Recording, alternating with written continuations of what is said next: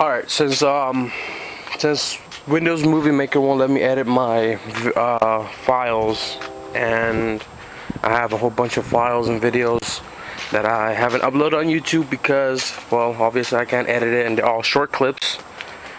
And so I'm just gonna make one big ass video. Here is my wagon, as most of you subscribers have been following this build. Finally got down to doing the motor. B20 VTEC. So this is the second day. First day, I'm doing this by myself, by the way, and no cherry pick or anything, so I'm just gonna stand here.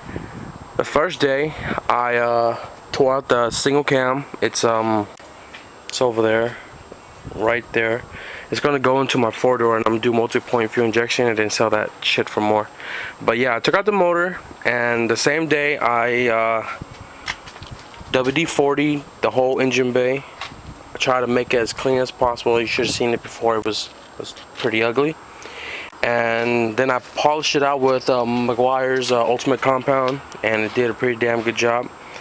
So what I did was, the motor is in here now. It's the motor that came out of the red car, and the B16 head that was on the red car, I sold it because it had a bent valve, and I have a spare B16 head, so that's what I'm using. What I did was I took out the GSR transmission that was on that motor because it has a crack case and I don't want to deal with leaking. And I took out the B16 transmission from my turbo car and put it in there. Also swapped out the ITR for turbo and used 8-pound and put it in here with a stage 2 ACT clutch, new throw area, new spring. Made it that with a B20 block, and I tried cleaning as much as I can to get that OEM cast color back out without having to spray it. And then the GSR transmission and the ITR flywheel would be more suitable for my turbo car, so that's what I have put aside right here, my stage 4 clutch. And so the second day here, I prepped the engine bay, got it ready, jacked the car up as high as I can with 2 jacks, one on each side. And slide the engine under the car, then I dropped the car over to the ground with 1 jack and lined up the motor mounts, half sport, place racing, half sport. But you know, even this mixed match is still just pretty straight, so I'm satisfied. And then after that, I did ARP head bolts with the B20 head gasket, B16 head, and I did a torque sequence according to ARP with 1030 motor oil. Yeah. And then after the head is on, valve cover, gasket, all the shit's all done up already. Still need to put my spark plugs.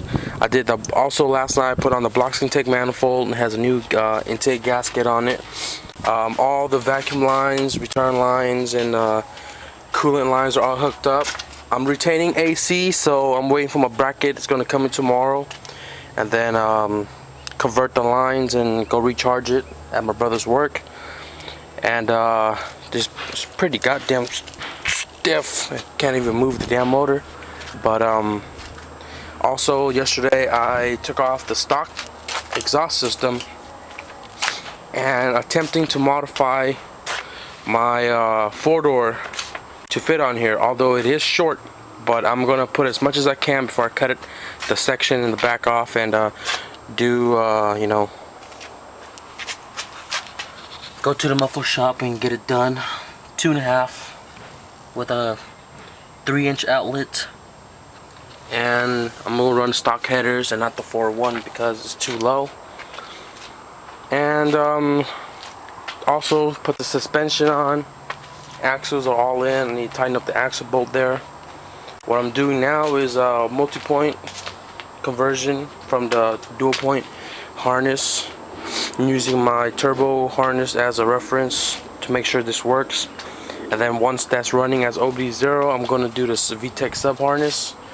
And then after the VTEC sub harness, I'm going to do OBD1 conversion right here.